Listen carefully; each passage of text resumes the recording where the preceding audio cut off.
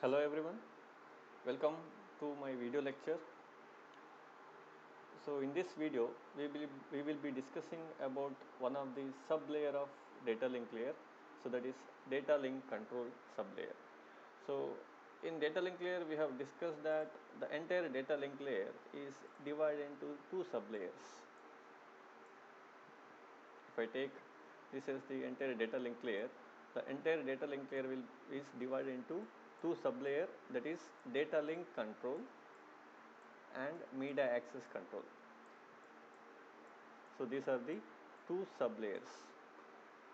So now what is the main services given by DLC services and what are the main services given by media access control?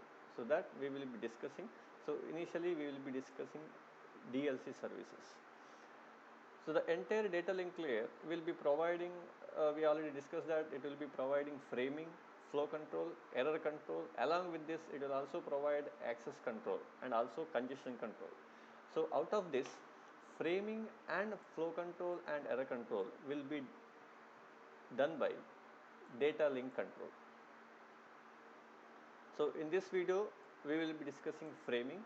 So flow control and error control will discuss in the next video. So we'll see what is framing and what are the different approaches for framing. Okay, so framing we already discussed so many times whenever we have discussed data link layer services. Okay, so we'll see in detail what are the different aspects of framing.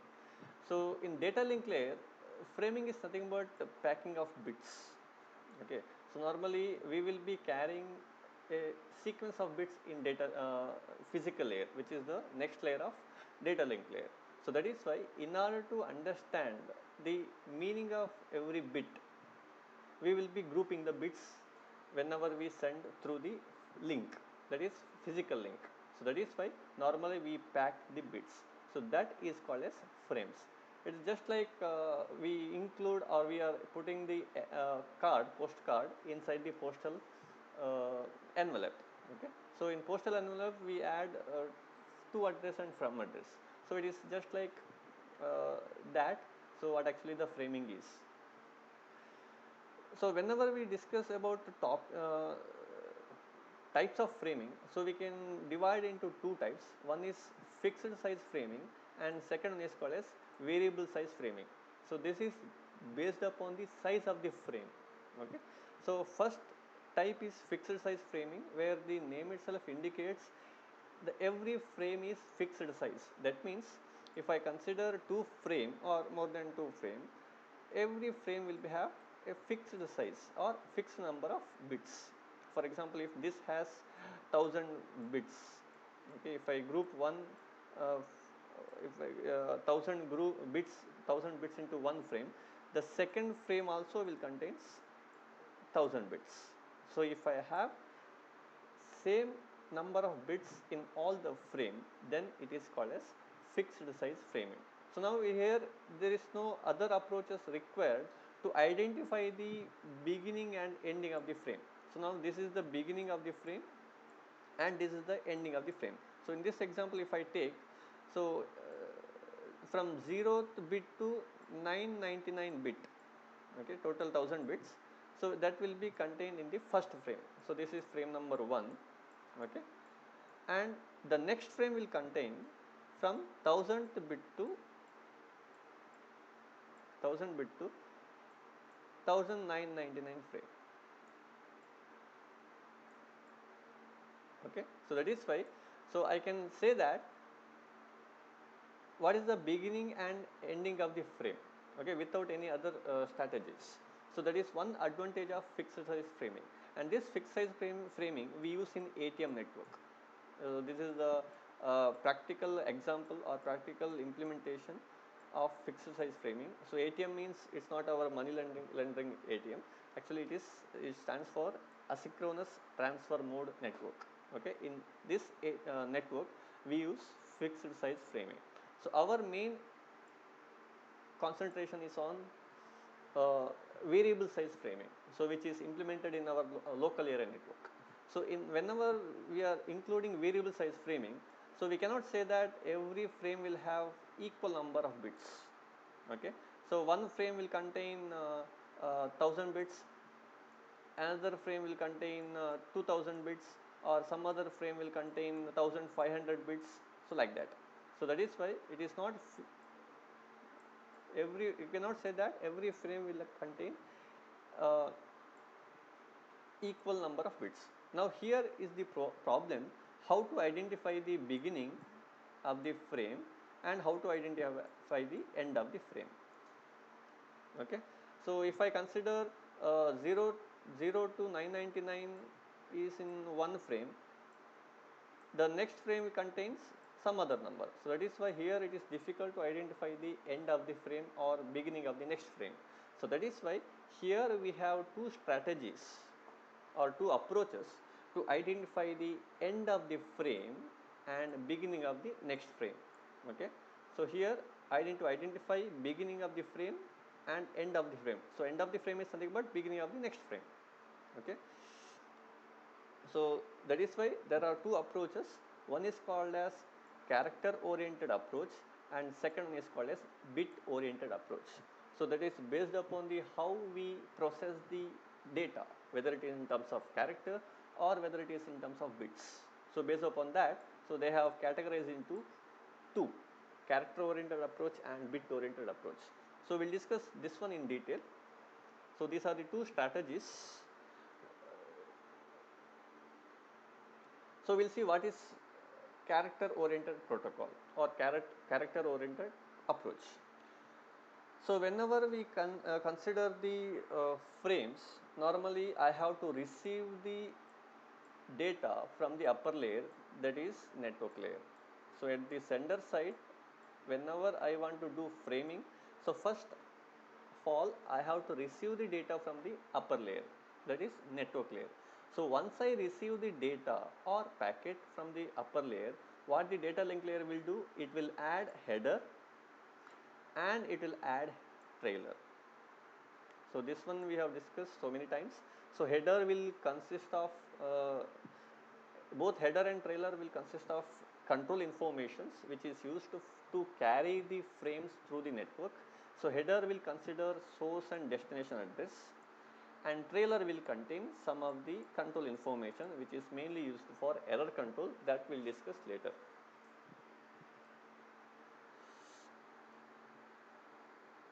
Okay, so now after adding this header, now I have to identify or I have to add something so that I can able to identify beginning and end of the frame. So for that what I will do is I will be adding a extra byte at the both the ends. Okay, so which is called as flag. So a flag will be added at the beginning and end of the frame. Clear? So this adding of extra flag is nothing but called as framing. So this becomes one frame. Okay, this entire content will become one frame. Now if at all I have one more frame, so I will be having after this. Okay, so that is why, so this single frame will identify the end of this frame as well as beginning of the next frame. Okay, this one flag uh, act as a end and beginning of the next frame. Okay, so this is what we do in character oriented protocol. In character oriented protocol, everything will be processed in terms of character or byte.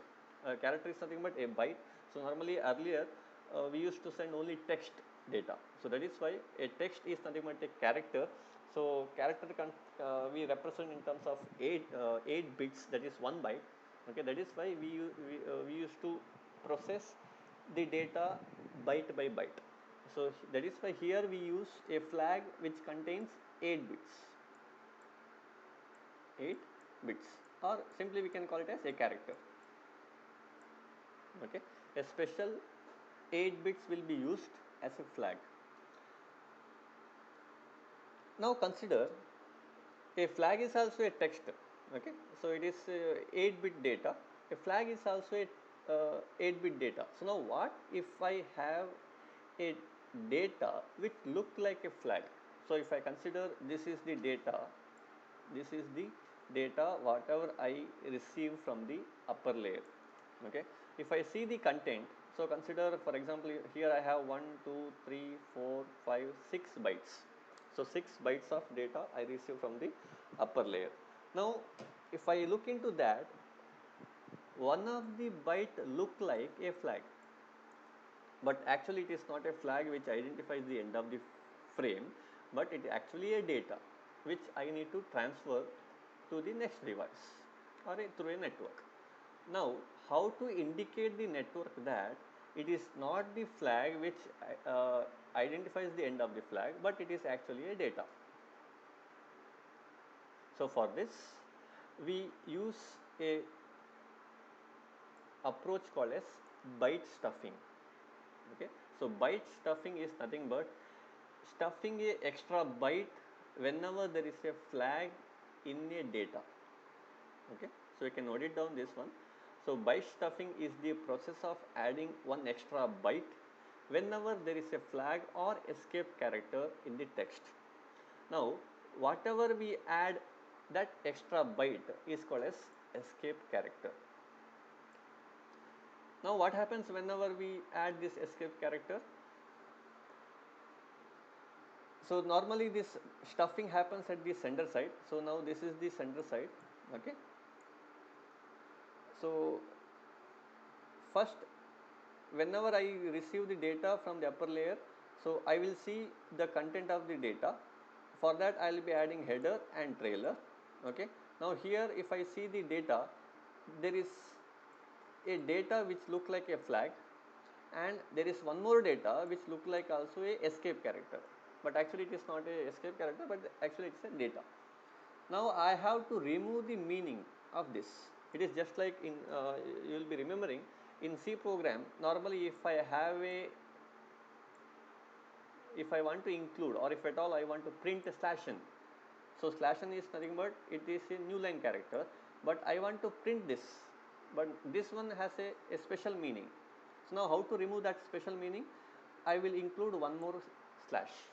In the same way, here also whenever I find a flag, so before that I will be adding a extra byte. So that extra byte is called as escape character. So even the data also will contain a escape character also. So again for that what I need to do? I need to add one more escape character. Okay, if I have one more flag here, again one more escape character will be added before this. Here I will be adding escape character. Okay, so that means we can say that how many flag like contents are there in data, that many times I need to add escape character. Okay, so here I have two character which look like a flag and escape character, that is why I add two escape characters. That means totally 2 bytes are stuffed. Okay, and remember that byte stuffing happens at the sender side. Okay, after stuffing 2 bytes, in this case after stuffing bytes, one extra byte, and after adding header and trailer and flag, that will be sent to the receiver side. Okay, now what happens at the receiver side?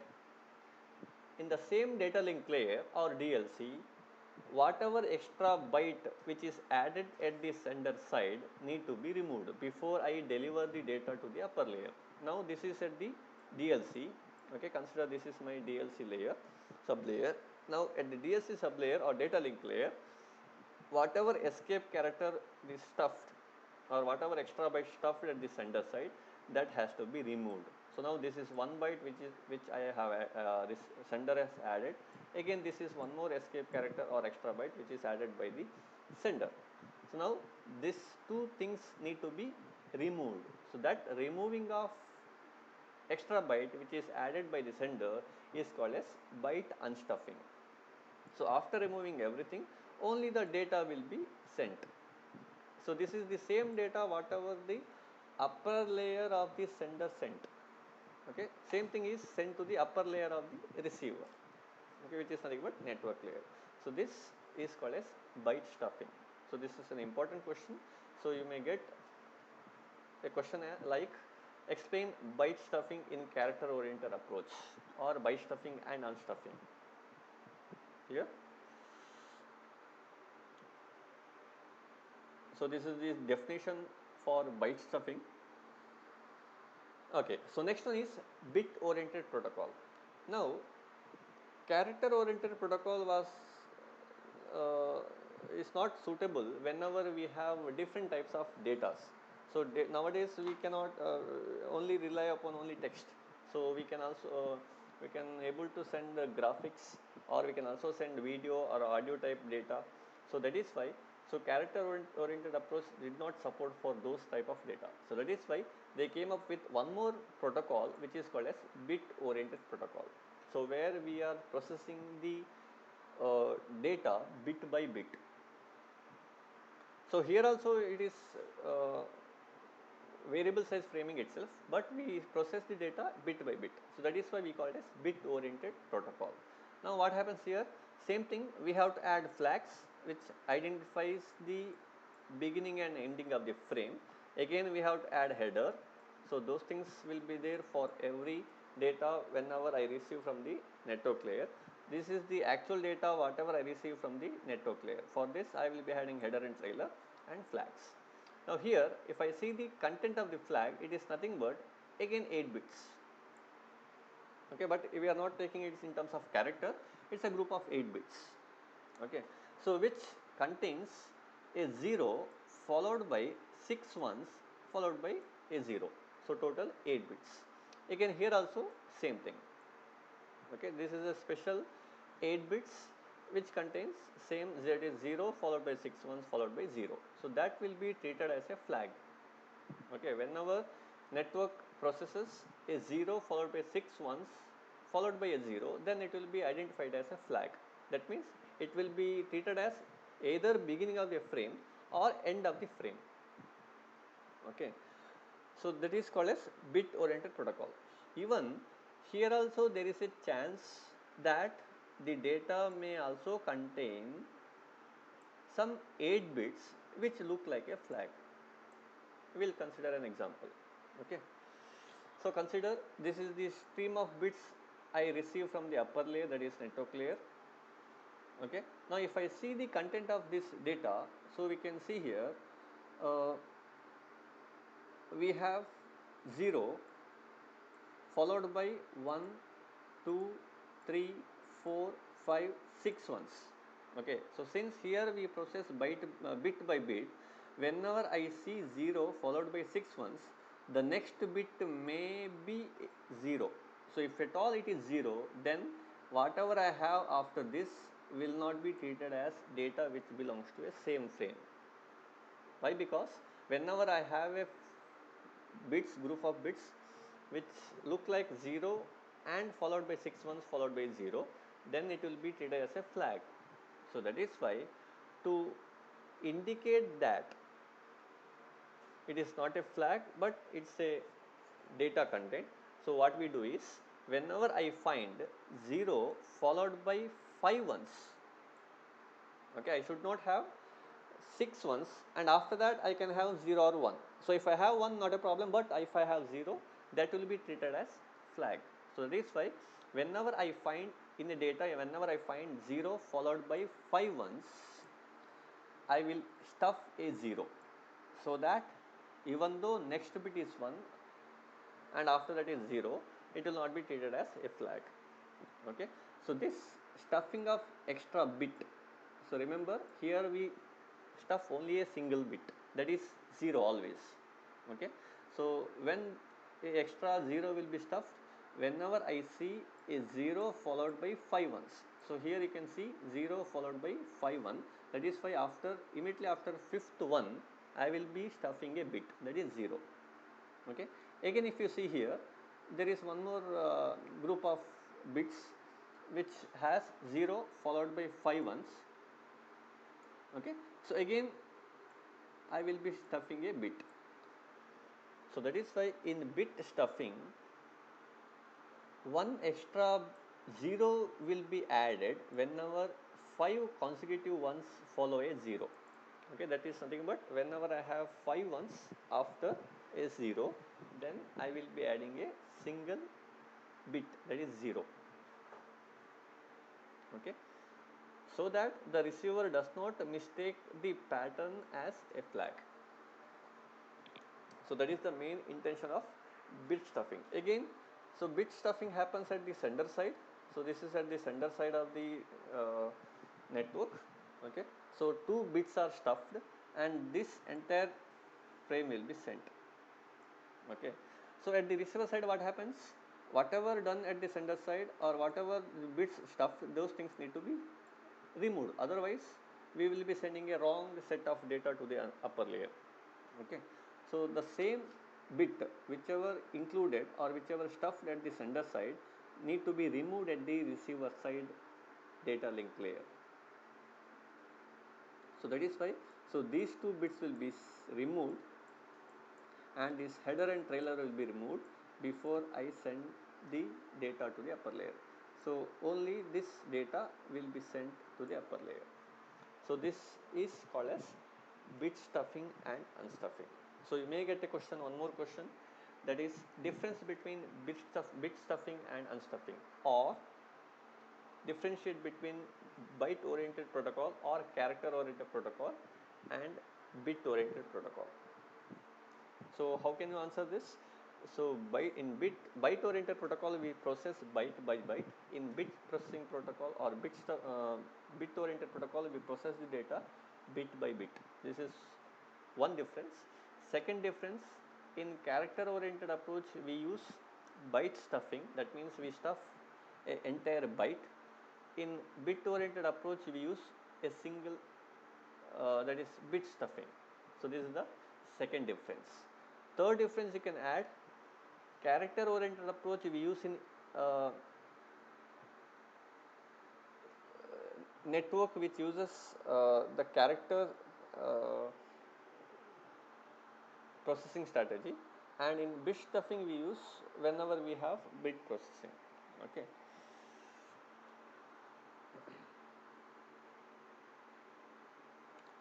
So this is all about framing. So I will stop here for this video. So we'll meet in next video. Thank you.